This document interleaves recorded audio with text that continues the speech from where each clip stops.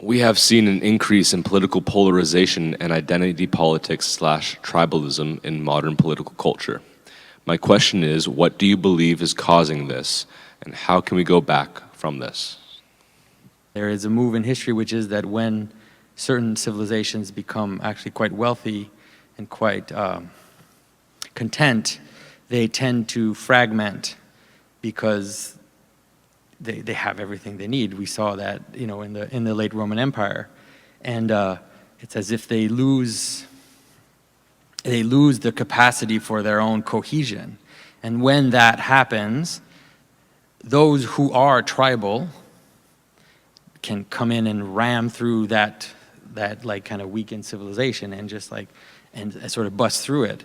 And so to me, I get the sense that the increased polarization in our society is that it's not just polarization. I think there's also just a basic fragmentation, and that fragmentation is almost physically real. It's physical, even in the manner in which we develop the layout of houses and the layout of of suburban neighborhoods, where we don't, like, I've been in my neighborhood for 15 years and I barely know my neighbors. And I think most people in North America have that same experience. It's like, so we are like the tissue, the mesh that created whatever it is that we are, like whatever civilization, whatever is fragmenting.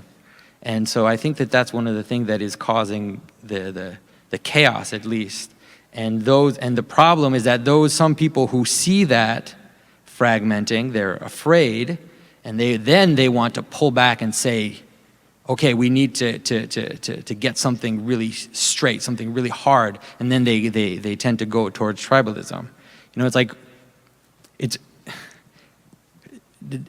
beyond like the economic. I mean, I think that the economic thing can kind of unleash it. But if you look at Weimar Germany and you look at where we are now, the social tendencies and like the kind of underlying feeling that things are falling apart were there too, and then an economic disaster created that crazy kind of. So I think there's quite a few level of things happening at the same time.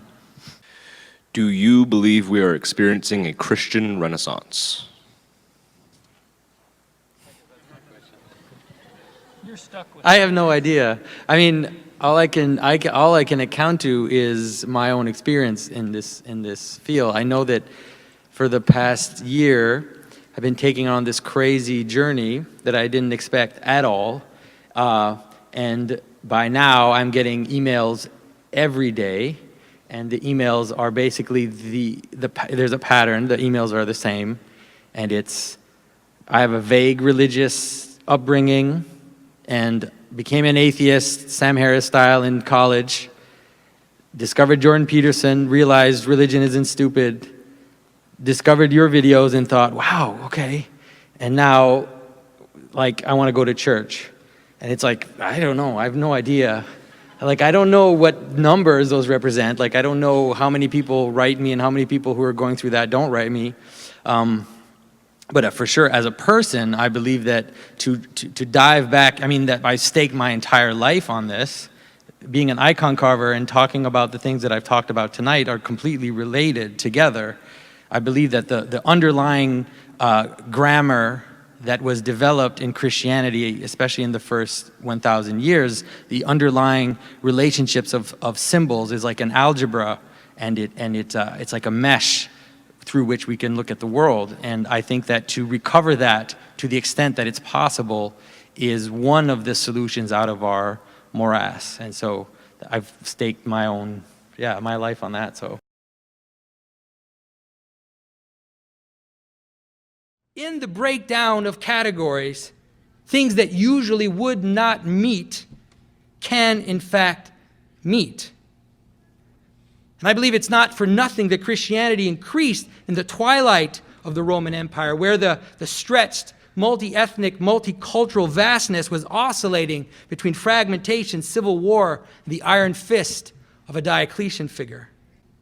right now, as we are watching the Western world being propped up as competing identities of race and gender, and ethnicity and age, and you name it, any identity you can imagine.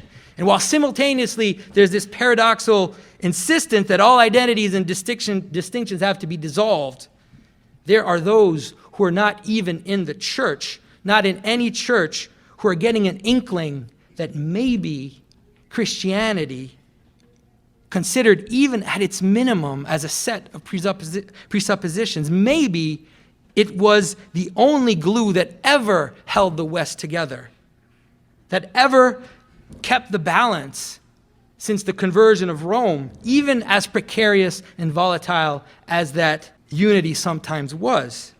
People are so hungry for meaning.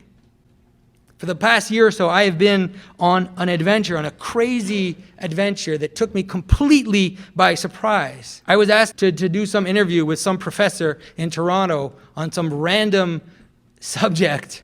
And because of that, I'm not going to go into the details, but all of a sudden, I was being flooded with letters and letters of atheists who are looking around and are seeing the fragmentation as well. They're looking around and they're seeing the hemorrhaging of our culture, and they're trying to ask, what can we do to stop the bleeding? I mean, it's waves, but there's some periods where I get a letter, I get a long email every day of some recovering atheist who's moving away from their criticism, of the 13-year-old's version of Christianity, and is discovering the cosmic vision of Christ. And he's discovering the cosmic vision of his mother, whose womb is vaster than the heavens. There is so much to say to those people. I mean, we hold in our hearts the tradition of Christ, which connects through a beautiful braid of analogies, the personal, the social, the cosmic, and the transcendent realms. And I have not tried to convince anybody. I have no desire to convince anybody.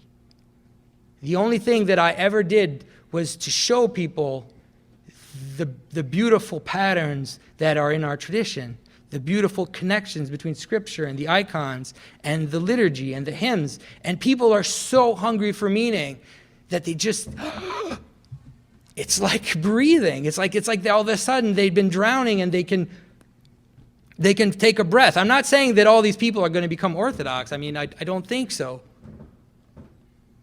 But it's a crazy thing. I got a letter from a man from 3 days ago. I got a letter from a man in Pakistan, a man who was a Muslim and who in university, like so many people, became an atheist.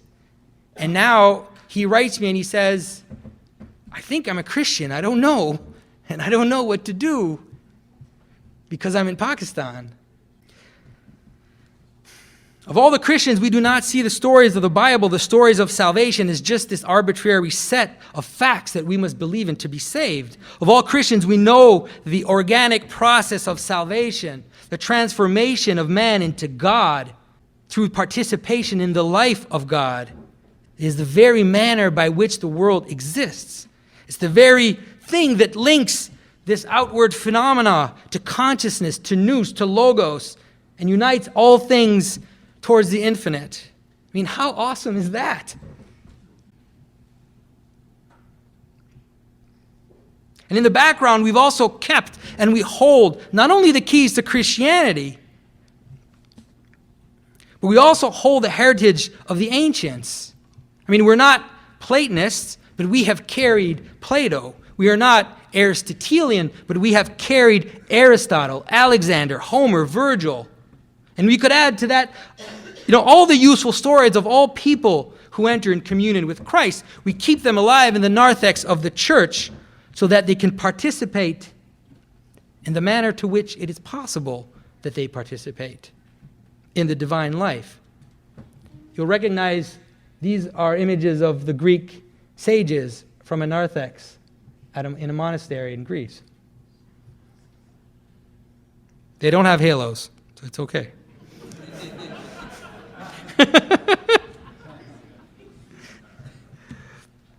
We hold the golden thread that reaches back into the mists of time, the same golden thread that is under increasing threat of being cut. So I think the chaos we face is a test. Like the waters of baptism, it will wash off all that is superficial, all that which we have not integrated. Encountering outer darkness, being challenged by the outer darkness, is an urgent test for Christians to know, to the extent that it is possible to know in our hearts and our minds, what exactly is this thing about? What is the incarnation? How does it anchor the world? And of course, there is mystery. But we can tell people why mystery matters, why some things cannot be described or contained, and why that mystery is the fount of existence.